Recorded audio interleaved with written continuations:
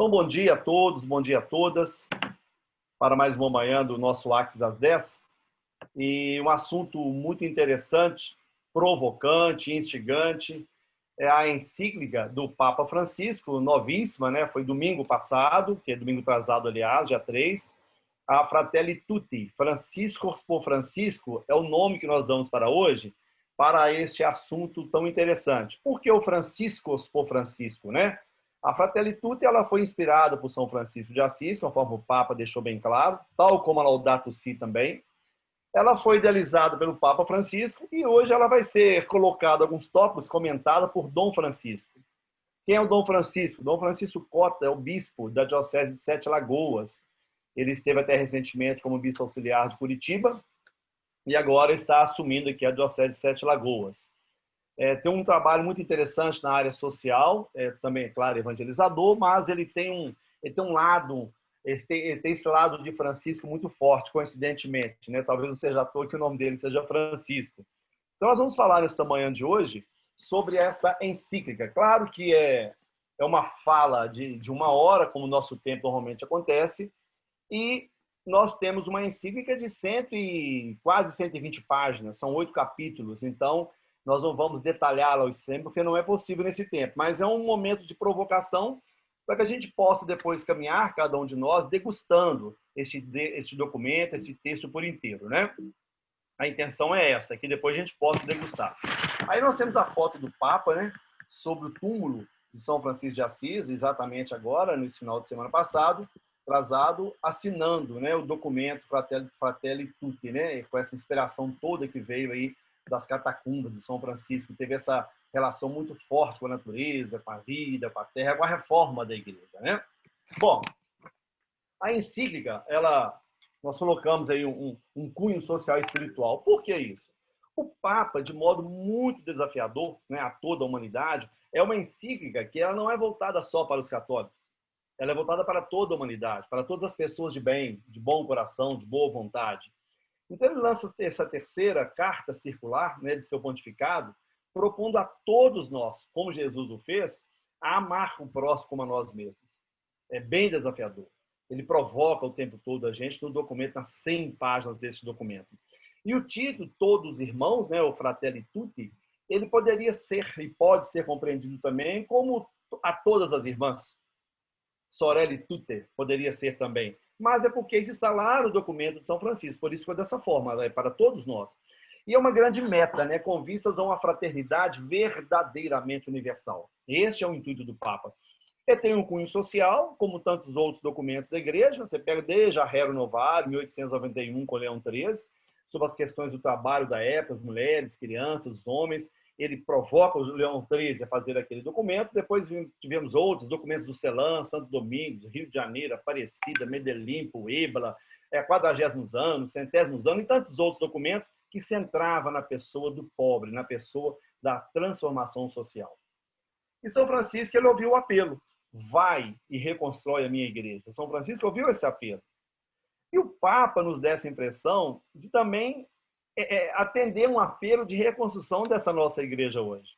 Uma igreja tão atropelada, com tantos escândalos, e muitas vezes fechada em si mesma. Fechada em si mesma. Assim, nós temos, então, o Evangelho Gáudio, diria como autêntico plano de governo do Papa, agora, recentemente, há 5 anos atrás, a Laudato Si, quase que uma continuidade agora com a Fratelli Tutti, e também no mesmo momento acontecendo o Papa nos provocando com o Pacto Educativo Global, também com a nova economia de Francisco. No Brasil, dizendo Francisco Clara, né? Ou seja, ele tem se voltado contra essas estruturas que estão aí, que não estão funcionando, e nos levado a refletir sobre mudanças. Bom, ele expressa no texto, e de forma bem clara, as sombras. Né? Tanto o primeiro capítulo, né, desses 8, são as sombras de um mundo fechado. E nessas sombras ele fala das mazelas, mas indica que a fraternidade e a amizade social são os caminhos para o mundo melhor, para um mundo mais pacífico, um mundo com justiça social. Então, esse cunho não é somente social. Nós temos colocado aí que é social e espiritual, mas com tantas mazelas colocadas, só transformaremos esse mundo a partir também de um cunho espiritual, e espiritual franciscano, que nos leva a ver, sentir compaixão e cuidar, tal como a campanha da Fraternidade 2020 nos leva a pensar dessa forma. É um autêntico farol esse documento, seja para tempos de pandemia ou para tempos normais, né? Que ela possa, de fato, iluminar os caminhos tão sombrios que estamos vivendo nesse mundo e que possa ainda semear mudanças e esperanças. Doutor Francisco, o senhor está aí também com a gente na sala. Eu peço ao senhor fazer suas considerações iniciais, para que a gente possa depois permear pelos 8 capítulos aí da nossa insígnia. Seja muito bem-vindo, Francisco. Obrigado, Adilson, por esta oportunidade de estar aqui com o Instituto Axis, nesse Axis às 10, para fazermos essa partilha sobre a Fratelli Tutti. Falou de Francisco, eu estou presente, viu? Você colocou lá a união de franciscos, né, os onomásticos. Então, sim, Francisco de Assis, não temos como falar de Tutti, pensar em Francisco de Assis. Ele é o patrono do pontificado do Papa Francisco. Eu me alegro, né, de ter esse nome de Francisco também. Então, esse nome, ele tem uma identidade muito forte. Tem uma identidade forte em Francisco de Assis, tem uma identidade forte no Papa Francisco, e espero a minha contribuição a esse nome. Eu acho que ter o nome Francisco e poder ver nesse nome uma causa de todos os dias, de grande importância. Causas, dizemos hoje, verdadeiramente urgente.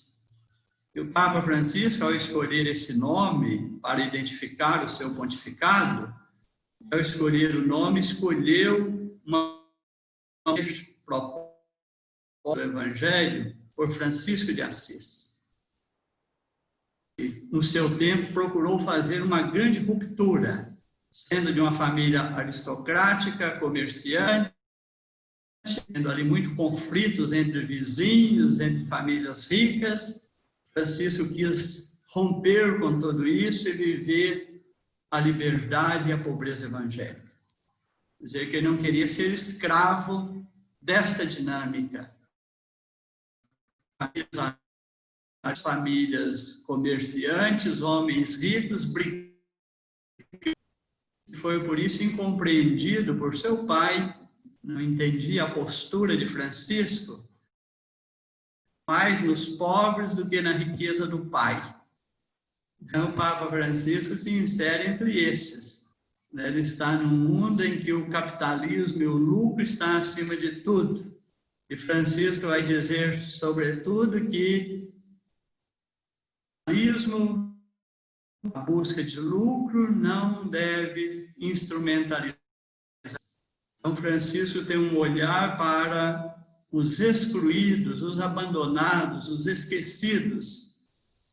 O modelo político-econômico que vigora hoje mundialmente, chamado globalização econômica ou liberalismo. É um modelo excludente que mata, como diz Francisco.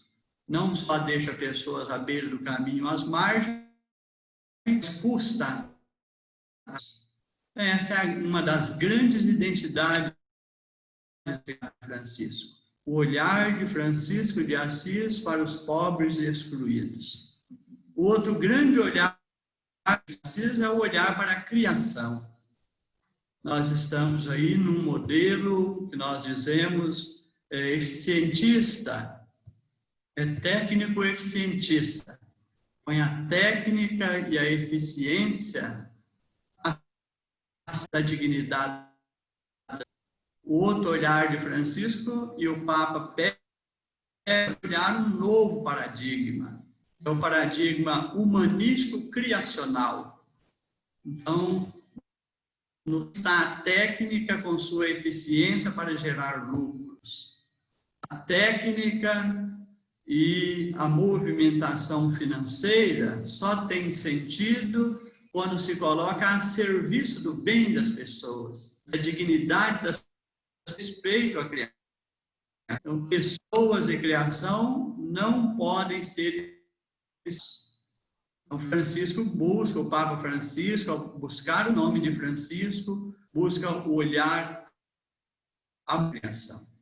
Precisamos contemplar primeiro, né, e não ver a criação como uma fonte de lucro, onde eu possa depredar, buscar matéria-prima, deixar uma destruição como se ela não tivesse vida. É preciso a criação, olhar a criação e se tornar amigo da criação. Então, esse é um outro grande viés, né, do pontificado de Francisco. Conhecido é o que está na Fratelli Tutti com mais evidência, é o diálogo em favor da paz. Francisco tem se empenhado muito para construir esse diálogo com todos os desafios que esse diálogo possa ter. Então, Francisco, especialmente a partir dos que estão excluídos, um olhar para a criação, a casa comum, um olhar amoroso, contemplativo. Essas chamas que o Papa Francisco faz, e uma sociedade em diálogo, uma sociedade do respeito mútuo, uma sociedade que tem a paz como, né, a sua identidade. Esta vieses façam essa nova encíclica, são proponentes que o Papa Francisco escolheu para colocar no centro do seu pontificado. Muito bem. E é isso, né, Dom Francisco? Nessa toada que o senhor disse aí, da Fratelli Tutti, né? O senhor já falou das sombras, né? Que é o primeiro capítulo, fala das sombras. As sombras de um mundo fechado. Essas sombras que nos interpelam, que nos sufocam. Mas é interessante porque são tantas as sombras do mundo, né?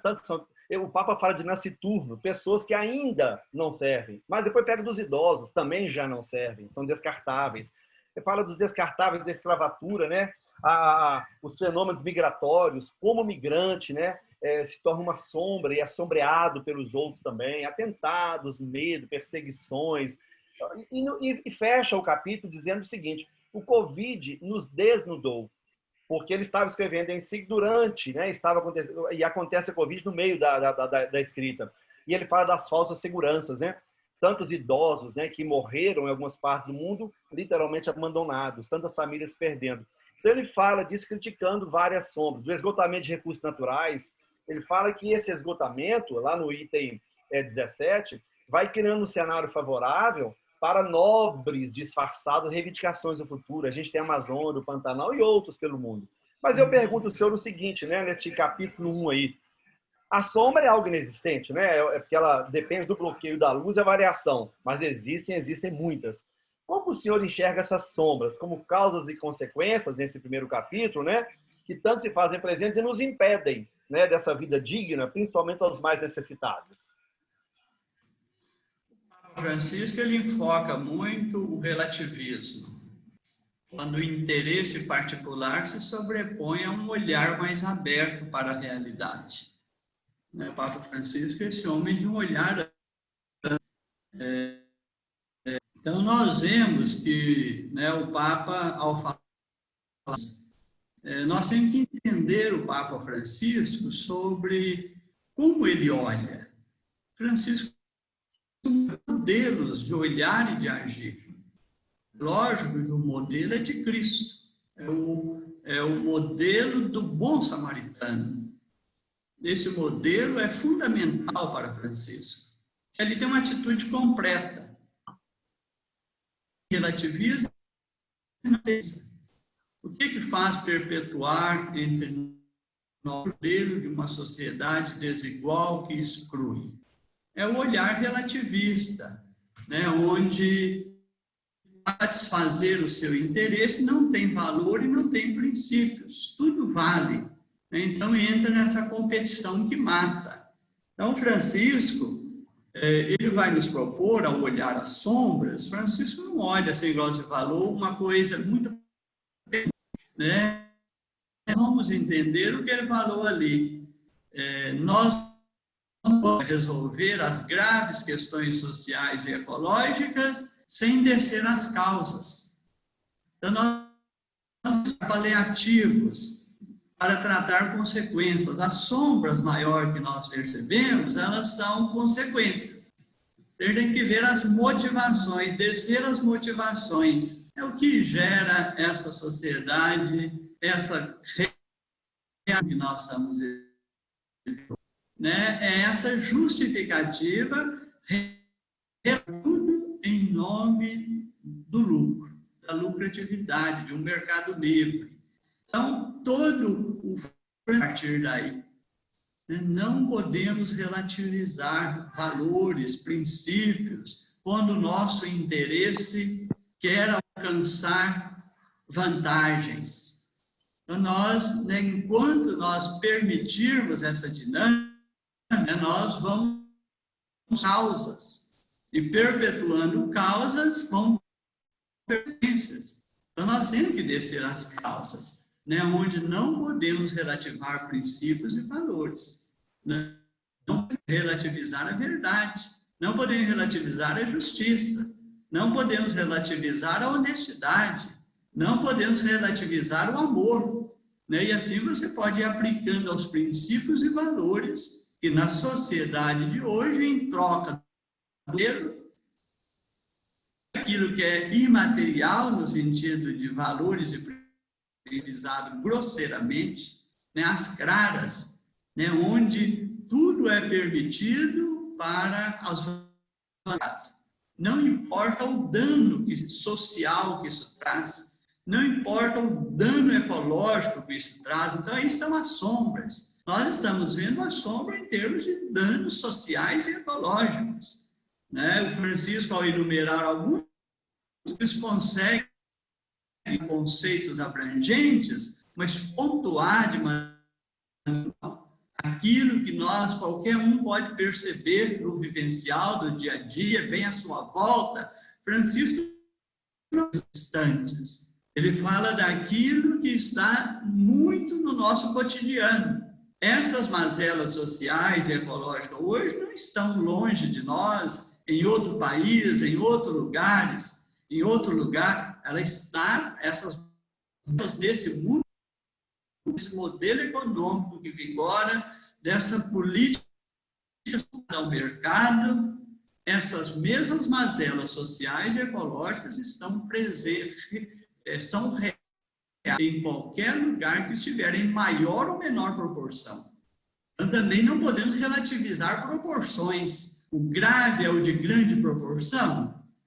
Não, e aí eu vou relativizar também que aquele mal social e ecológico menor é importante, ele maior. É por isso que Francisco diz do particular para o universal. Nós só vamos realizar grandes mudanças realizando as pequenas mudanças locais.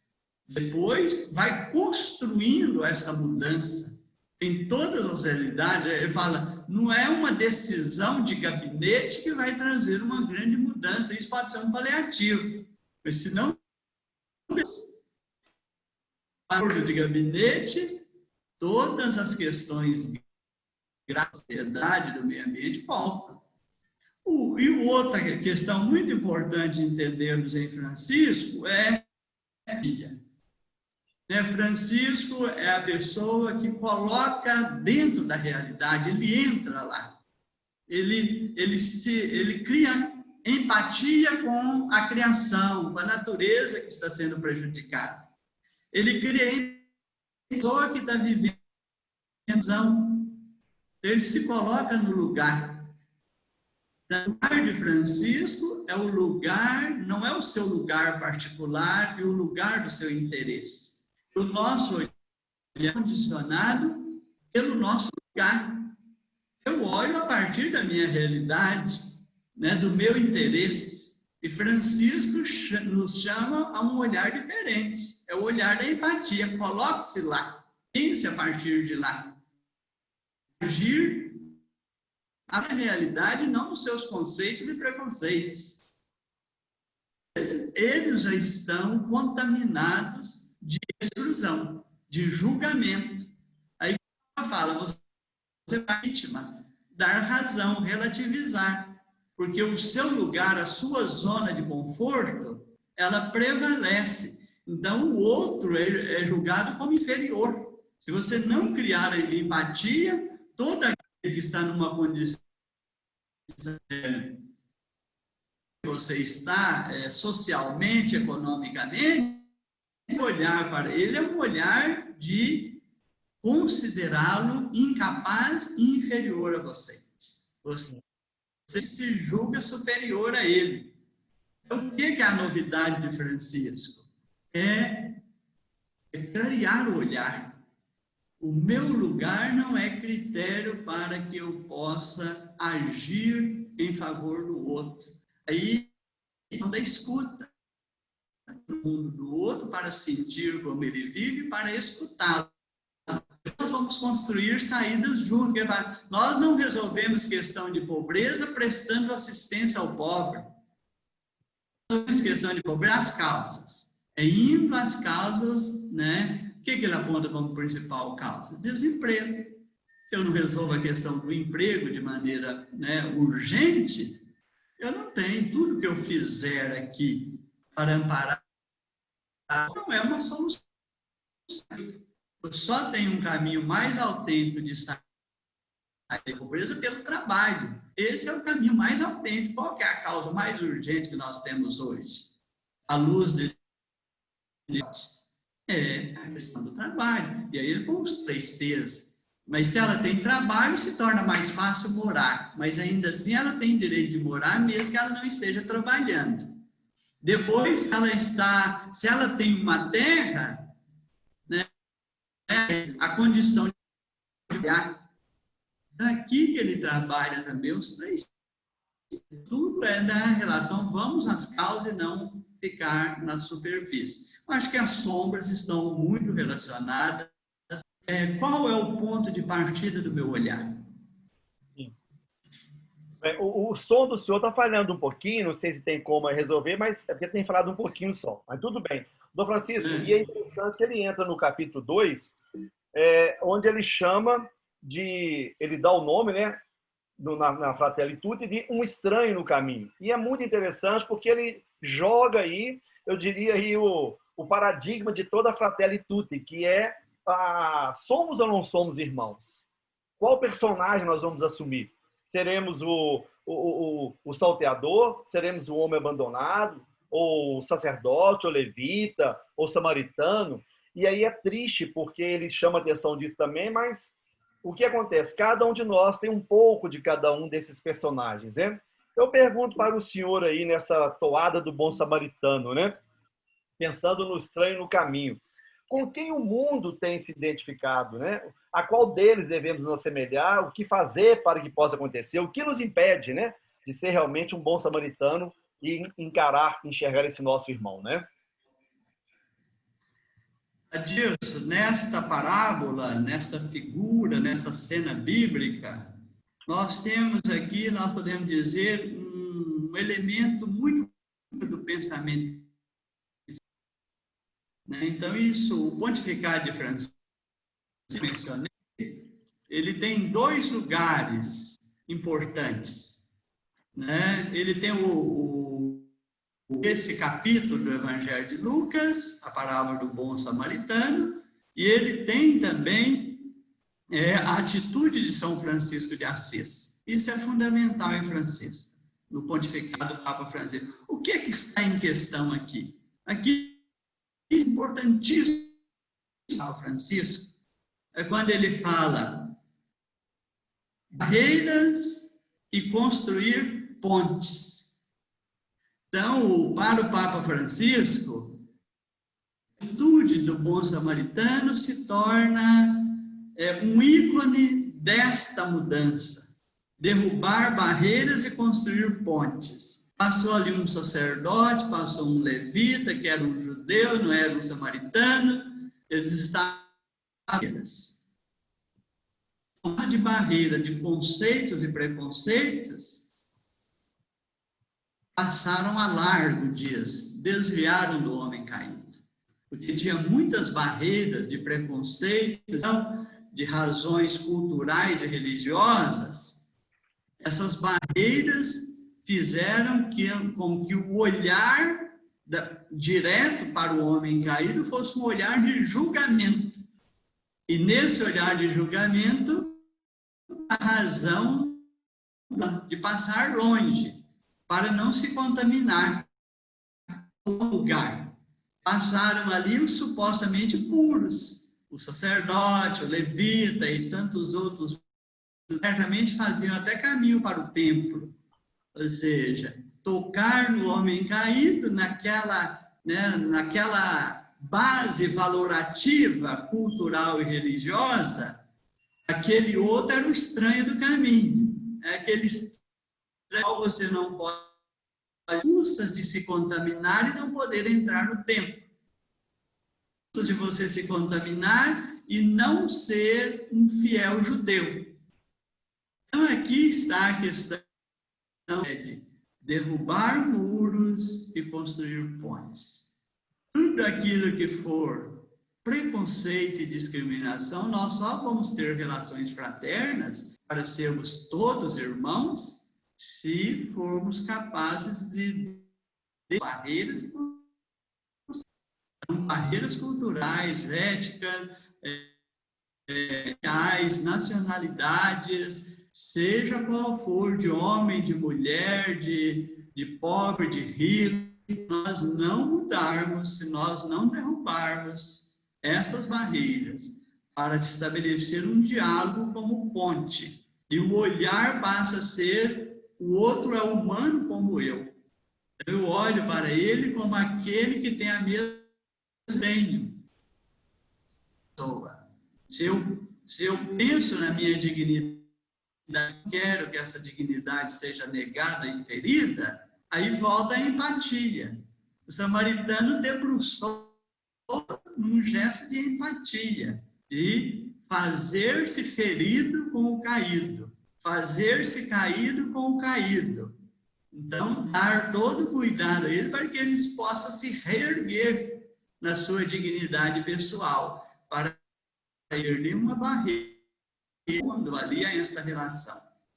As questões de harmonia na sociedade, a questão da paz, só vai resolver se nós mudarmos, falar: eu vou trabalhar todos os dias, me policiar, ficar atento com minhas próprias atitudes, para tirar do meu olhar tudo que possa significar preconceito e discriminação, por qualquer razão e motivo. E vou entrar na água e empatia, me colocando no lugar daquele que vai relacionar, para me relacionar com ele, vendo nele uma pessoa que tem a mesma dignidade que eu tenho. Pessoa que precisa e é de direito dela ser respeitada como eu quero ser respeitado. Então, isso é fundamental em Francisco. Então, essa figura, o Papa Francisco buscou essa figura para o centro. Não tem o Papa Francisco a não ser entendendo a atitude completa. Por isso que o Papa fala, não basta, ele não gosta de falar assistencialismo, porque todo bem deixa de ser um bem, mas o Papa diz primeiro assistência, e depois uma ação mais comprometida. Então, se o outro está com fome, a primeira assistência é um prato de comida. Se o outro está nu, a primeira assistência é a roupa. Se o outro está ferido, cuidar da ferida. Mas, feito isso, é preciso fazer o que o bom samaritano. É preciso colocá-lo no seu próprio animal. É preciso levar essa pessoa para um lugar onde ela vai ter dignidade recuperada. É preciso continuar pensando no bem dessa pessoa após esse ato. Senão nós praticamos aquela bondade que mistura com desencargo de consciência. Eu dei uma esmola, eu estava no meu carro com ar de conforto, abriu o vidro um pouquinho, dei uma esmola para aquele todo sujo a meu lado, imediatamente eu fechei o vidro, porque talvez até o cheiro daquela pessoa me às vezes eu vejo nele uma ameaça para a minha segurança, mas eu não vejo nele um irmão. Eu não vejo nele uma pessoa ferida na sua dignidade. Eu fiz um desencargo de consciência. Eu fui supostamente bom, mas talvez eu tenha dado aquela livrar dele do que me sensibilizando com a situação. Talvez eu dando aquele dinheiro, ele não é uma ameaça para mim, ele se afasta mais rápido.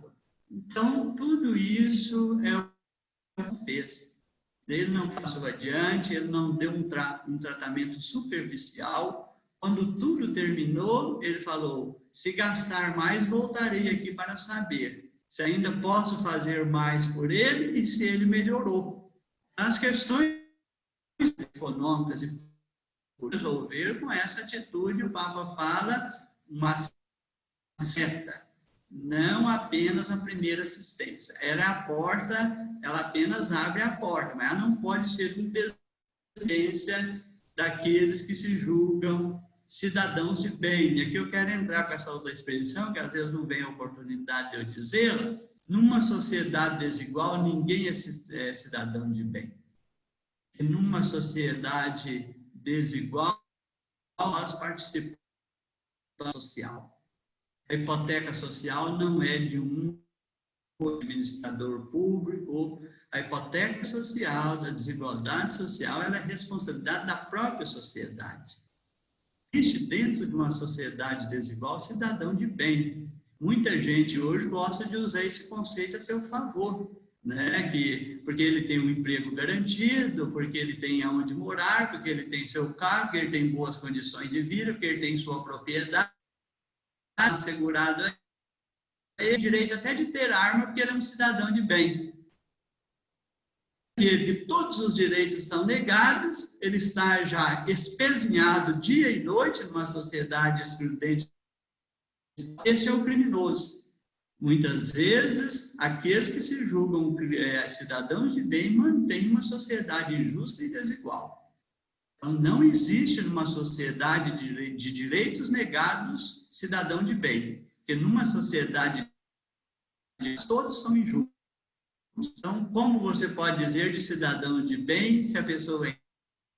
Aqui entra a corresponsabilidade social. Muito bem. Dom Francisco, o senhor acabou falando, de certa forma, do capítulo 3 e 4, porque o 3 ele fala na Fratelli de pensar e gerar um mundo aberto.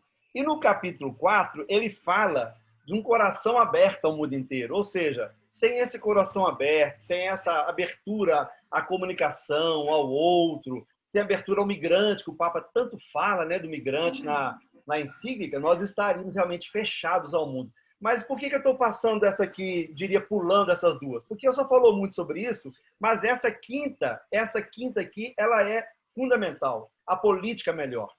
Capítulo 5 do Papa, ele toca naquilo que nós temos que realmente ter uma mudança de comportamento, uma mudança estrutural.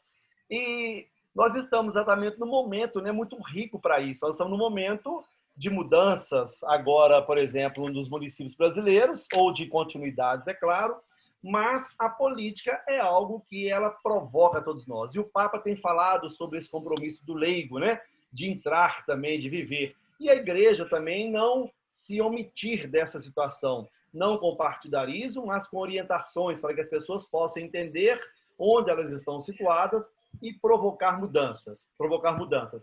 Eu diria que a Fratelli Tutti e esse capítulo 5 é uma verdadeira cartilha para os candidatos. Quem dera os nossos candidatos tivessem essa Fratelli e o capítulo 5 como norte para as suas campanhas. Mas eu pergunto para o senhor, então, baseado aí na política, nessa abertura de mundo, né? O Papa coloca o seguinte, lá no número 197, ao final do mandato, lá no futuro, as pessoas pensariam assim, quanto amor coloquei no meu trabalho? Em que fiz progredir o povo? Que marcas deixei? Que laços construí? Que forças positivas desencadeei? Quanta paz semeei? Que produzi naquele local onde me foi confiado o poder? Aí eu pergunto ao senhor, essas perguntas acima, né? como viver isso, né? Uma correlação disso com o perfil desejado dos nossos políticos. O que o senhor tem a falar para a gente sobre isso aí, Papa? Ou Dom Francisco? Dom Francisco, o que o senhor tem a falar sobre isso para a gente? Você gosta de me provocar com questões complicadas, né? Não, de jeito nenhum. Olha, é interessante aquilo que eu falei, como que o Papa Francisco, ele demonstra muita proximidade com...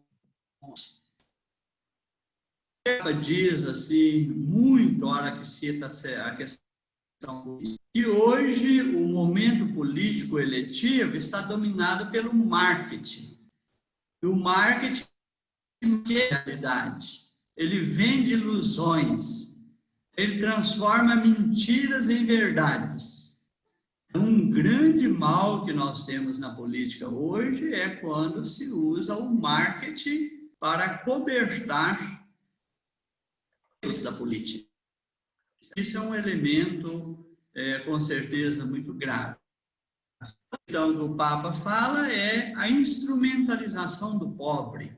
O pobre é sempre instrumentalizado, né, que se busca os cargos eletivos, não para dar solução ao drama que eles vivem, mas para vender ilusões.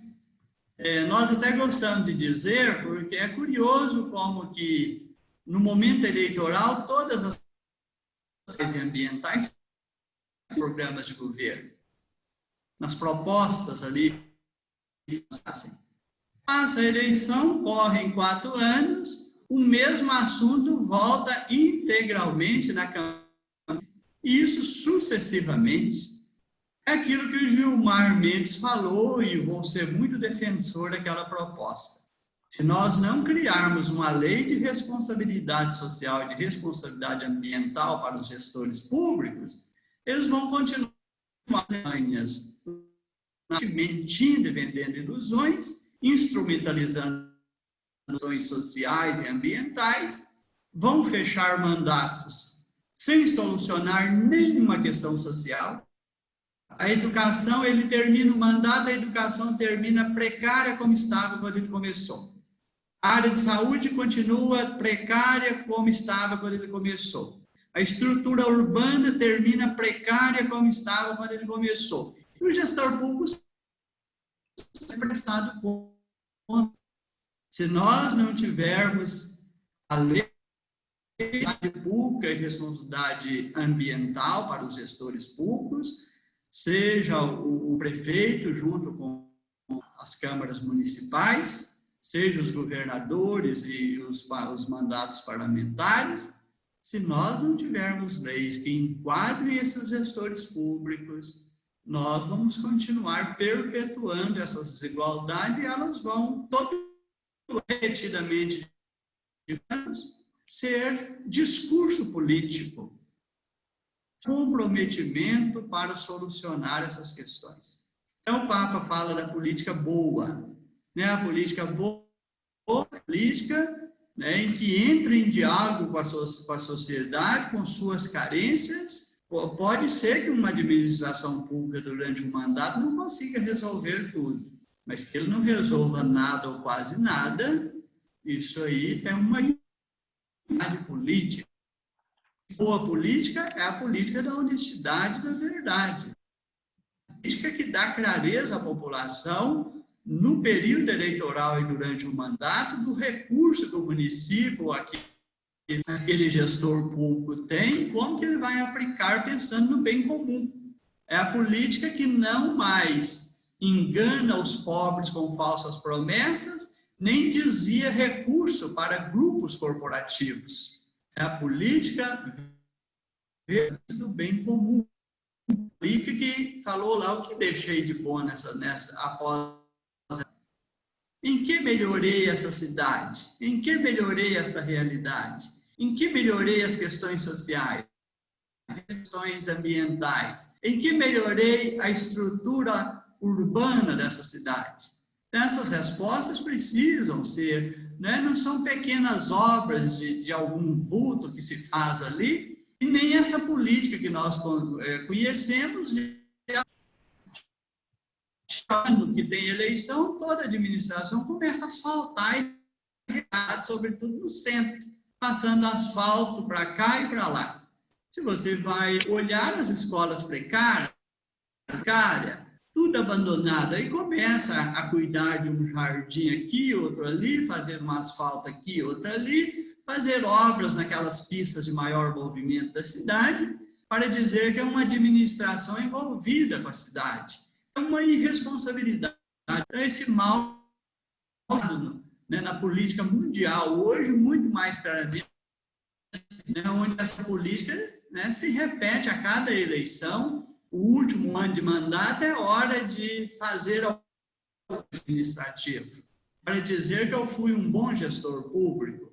E o povo não consegue ainda relacionar a responsabilidade dos legislativos nas gestões públicas. Consegue enxergar só o prefeito, só o ocupante do executivo. E o grande mal das nossas cidades é muito mais nosso povo não conhece. Nosso povo não conhece a função legislativa do vereador, do deputado, do senador. Ele destrói a nossa política dia e noite e são coniventes com os desvios de recursos, praticam esses desvios de recursos, favorecem grupos, se aliam ao prefeito em maioria, quando as câmaras chamado metade mais um, a partir daquele dia, o prefeito de determinado grupo vai acontecer naquela cidade, porque o metade mais um está constituído já não serve para a cidade, passa a defender apenas interesses corporativos, que aquela metade mais um junto com o prefeito interessa fazer. Daí cai o interesse do bem comum naquela administração pública. Isso é geral, nas municipais, na Câmara dos Deputados, no Senado. Quando você fazia exigida para as aprovações, a partir dali o bem comum não existe mais. Vigora-se o ativismo. Isso é terrível. Sim. Eu quis provocar porque eu acompanho o senhor, acompanhei durante um tempo, e eu vejo que essa questão social e política, o senhor é muito aguçado neste ponto. É importante provocar mesmo. Eu espero que o senhor esteja fazendo isso lá na Diocese de Sete Lagoas, agora provocando as pessoas a refletir sobre o assunto, né? Mas, continuando, a gente tem, Dom Francisco, 5 minutos. Eu vou passar aqui direto para 8, o 8º capítulo, que é para a gente fechar. Mas o 6 fala da amizade social, do diálogo, né? Da importância e abertura às pessoas, das diferenças, percurso do novo encontro, o capítulo 7, que fala da construção de pontes, né? Para encontro das pessoas. O Papa faz duras críticas às guerras, à pena de morte, à prisão perpétua, que é uma forma também de ser penalizado a morte. Então, critica barbaramente essas situações injustas. Mas nós chegamos no 8º capítulo, né, que é o nosso encerramento, e fala das religiões a serviço da fraternidade no mundo. Ou seja, nós temos que somar esforços aos outros, né, pegar a nossa Leitate, lá de 65, e outros documentos, e fortalecer as religiões como um todo, o ecumenismo, inclusive. E aí, para a gente encerrar, porque talvez a gente faça mais uma pergunta aqui ainda, queria colocar para o senhor o seguinte: e o papel da igreja, né? Como que nós, quais as pistas para que nós possamos ter uma igreja, né? Seja as religiões ou nós, enquanto cristãos, uma igreja em saída, que levasse essa política efetiva, que visasse o bem comum, a amizade social e o serviço da fraternidade? Dilson, nós colocamos isso com bastante evidência e quero mencionar que hoje celebramos Santa Teresa d'Ávila, uma doutora da Igreja Reformadora do Carmelo, do ramo feminino, quanto João da Cruz Lino. Os reformadores são pessoas de coragem. Papa Francisco é um reformador. Papa Francisco é um homem de coragem. Que as relações vão melhorar quando formos capazes de derrubarmos muros e construirmos pontes. Ele não está fazendo discurso para os outros cumprirem. Como Jesus não fez discurso para os outros cumprirem, ele falou para os mestres da lei, para os... Então, vocês fazem discurso para os outros, põem obrigações para os outros, e estão dispostos a colocar em prática. Serve para os outros, mas não serve para vocês. O Papa Francisco, ele é um pontificado do Papa Francisco, todo reformador de costumes. Então, o Papa Francisco, com o passar dos anos, seu pontificado na igreja vai ser reconhecido como um Papa que promoveu reformas de costumes, a partir da Cúria Romana, a partir da postura da igreja, do seu diálogo. Então, é desafiador para os homens que propõem grandes reformas. Precisam ser homens de coragem e homens despojados e abertos. Então, o Papa Francisco é um homem seguro. Se ele não fosse, ele teria medo dos conservadores que não deixariam ele dar um passo sequer. Ele é um homem que propõe, a partir de dentro do seu pontificado, da sua pessoa como Papa, os documentos. Ele concluiu que discursos muito elaborados não. Teologia pura não traz grandes mudanças. A igreja pode ter discurso elaborado, pode ter uma teologia profunda, mas se ela não tomar parte na vida das pessoas, como Jesus tomou pelo mistério da encarnação, nada disso vale. O que salva as pessoas não é um discurso bonito, não é uma teologia pura. Jesus realizou a salvação, entrando parte nela e libertando, redimindo. O Papa entende que a igreja está no mundo com esta mesma condição de continuadora do mistério da encarnação, como primeiro. Então, se é preciso, ele fala, nós queremos que tenha diálogo, que tenha amizade social entre culturas, entre povos, entre países, né? entre continentes. Mas não eles de se aproximar do lugar. Se a diferença das práticas religiosas já é um obstáculo, já é uma barreira para o encontro. Então, o Papa Francisco é corajoso, ele encontra, para surpresa de muitos líderes religiosos que muitos conservadores gostariam que ele não encontrasse. Ele encontra com um líder islâmico, com um líder budista, né? Ele não põe limites, se propõe o em outra parte for capaz de ampliar seus muros e se abrir ao diálogo, e os dois, construindo uma ponte, se colocarem em cima, que vai estabelecer a partir dali um diálogo fraterno, uma amizade social, a partir desses líderes religiosos. Francisco é isso. Francisco não é discurso. Francisco é uma pessoa que tem atitude. O mundo vai mudar, pensa num mundo diferente, num novo paradigma, assumir para si o novo paradigma. Esse é Francisco, é um homem do diálogo sempre. Muito bem. Ele provoca, e na leitura da encíclica que a gente vem fazendo nos últimos dias, a última semana praticamente, uma semana apenas que ela saiu, me lembrou uma fala do Dom Helder, que era também muito provocador, Dom Helder Câmara, e ele falava, né, quando eu dou comida aos pobres, me chamam de santo. Quando eu pergunto por que eles têm fome, porque são pobres, me chamam de comunista. Ou seja, não pode questionar as estruturas. E isso é um problema sério. E elas devem ser realmente questionadas, né? Doutor Francisco, eu quero perguntar para o senhor também, agora ainda no contexto, é claro, mas encerrando o 8º capítulo, o tema da campanha da fraternidade do ano que vem vai ser fraternidade e diálogo, compromisso de amor. Então, assim, tudo calhar, né? Parece que combinaram, né? Porque inicialmente seria educação o tema, parece que combinaram. Eu quero perguntar ao senhor, como relacionar, então, a campanha da fraternidade aqui no Brasil ano que vem, né, Fraternidade e Diálogo, com a encíclica, e se a encíclica Fratelli Tutti poderia ser um texto básico? O que o senhor acha? Adilson, mas veja só, né? Acho que é uma coerência que a gente vê hoje, um fio condutor que nos alerta. A campanha da fraternidade desse ano foi fraternidade, vida, dor e compromisso.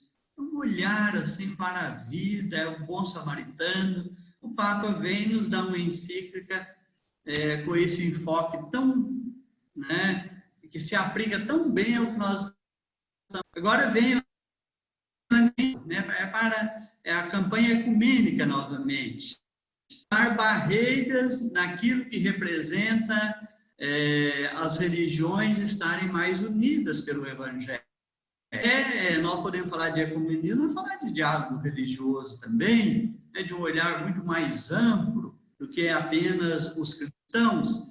Mas o nosso desafio ainda é o capítulo 17. Pelo menos os que se pronunciam cristãos vivessem segundo.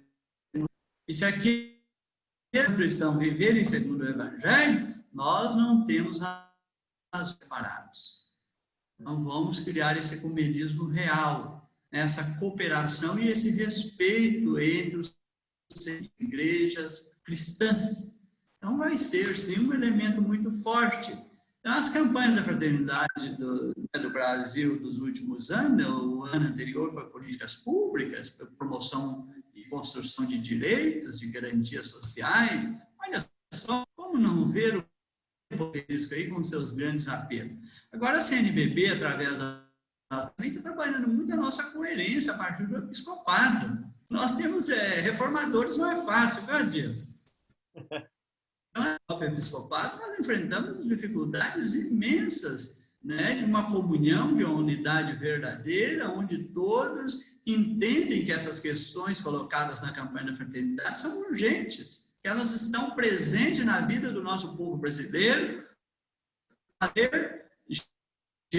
e que a igreja, né, ela é continuadora, inaugurada por Jesus. O lugar da igreja não é o fechamento do templo, né, não é a liturgia só culto, mas é aquela presença real, né, nos ambientes onde as pessoas vivem, onde nós temos dramas, injustiças, sofrimentos, onde nós temos vidas indignamente ceifadas. Se a causa da vida, né, o que o Papa coloca muito, não tem relação, essa fé é questionável. A fé não tem relação nenhuma com a justiça, essa fé é questionável. Ela não é verdadeiramente evangélica de Deus. E onde nós entendemos, o cristianismo, né, ele tem a sua base no evangelho dado por Jesus, e a proposta chama Reino de Deus, a dignidade de todas as pessoas. Ok, doutor Francisco, tem uma pergunta aqui, a gente está aí há 5 minutos, dá tempo ainda. A pessoa coloca o seguinte: o Papa destaca o papel fundamental da família, lá no número 114 da encíclica, reforçando que o sentido da fraternidade nasce nas famílias, que devem ser protegidas e respeitadas, na sua missão primária educativa. Aí vem a pergunta: como então, nesse momento de pandemia, podemos trabalhar melhor essa fraternidade em família, onde muitos pais não conseguem mediar esse diálogo na família frente à concorrência com as mídias sociais, nas quais seus filhos, e não raro os próprios pais, ficam viciados? Adilson, hoje, né, para uma mudança de paradigma e de comportamento, é geral. Nós entendemos a fragilidade que nós estamos. Então, hoje, essa questão, né, de pensar junto para construir uma mudança, com certeza, falamos aqui de instrumentalizações. Aquela questão de relativizar valores para instrumentalizar pessoas e gerar lucro. Infelizmente, dos nossos meios de comunicação, aquilo que nós falamos sobre a política, a realidade para enganar pessoas, para vender ilusão.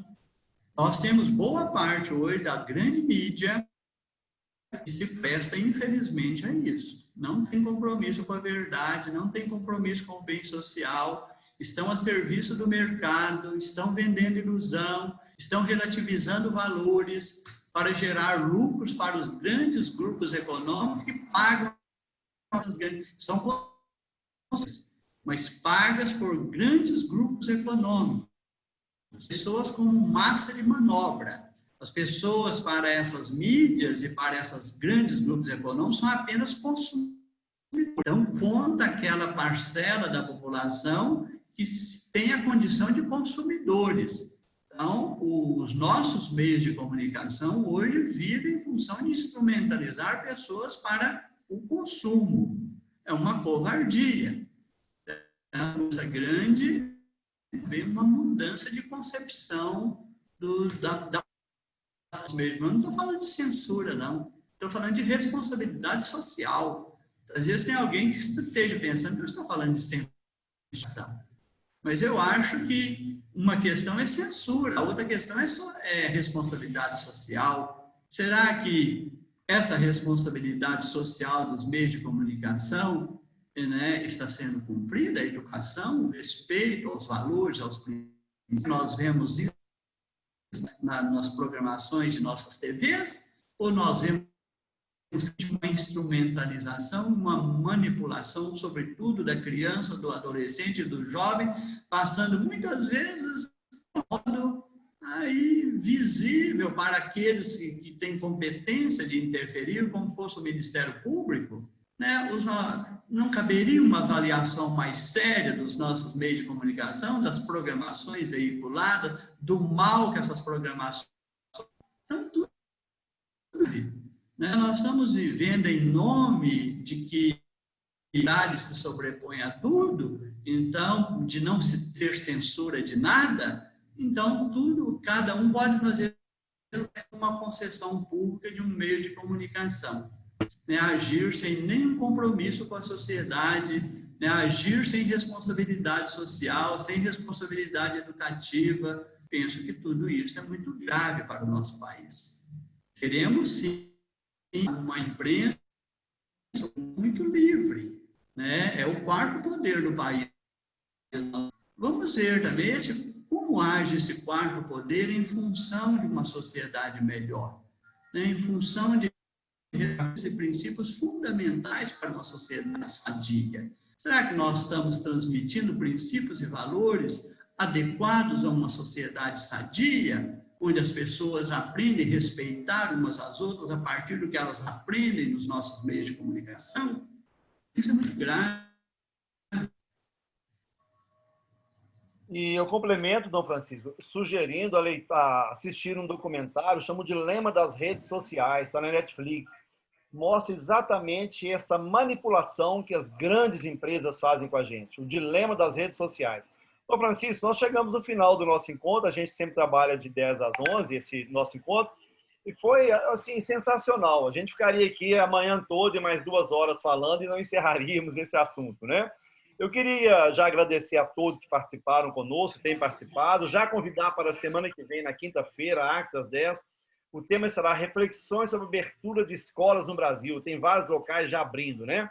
A consultora Graça do Bom vai conduzir, imediato pelo Sebastião. Mas, Dom Francisco, eu queria que o senhor fizesse o fechamento para a gente, né? As palavras finais e já o fechamento também aí dessa nossa manhã, dessa quinta-feira. Hoje, enquanto chegava aqui na paróquia, escutei dizer que na França eles priorizaram as escolas aos bares.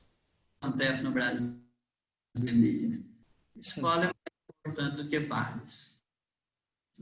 Então, acho que são questões urgentes das nossas reflexões. Terminando, sim, né, um novo paradigma disso. O Papa Francisco é um reformador. Vamos sair do paradigma técnico-eficientista, onde para se ter lucro tudo vale. É um mercado absoluto, né, usando a corrente competitiva e do meio ambiente. Quanto mal isso tem gerado? Entrar no novo paradigma de Francisco. Está em todos os seus documentos. Essa mudança verdadeira é o humanístico criacional, a pessoa e a criação. Um olhar de amor, de contemplação e de respeito. Isso é Francisco. Isso é humano. Isso não é técnica. Pessoas são sempre fim, o ambiente é sempre a técnica e meio. O recurso, o lucro não pode ser fim. Então, enquanto vivemos esse paradigma, ele é um paradigma que mata vidas. Deus nos abençoe a partir de nossa consciência, nos torne mais amorosos e contemplativos. Assim nos abençoe o Pai, Filho e o Espírito Santo. Amém. Um grande abraço, Francisco, muito obrigado. Até uma próxima, se Deus quiser, e um grande abraço a todos. Fiquem com Deus. Foi muito bom. Obrigado.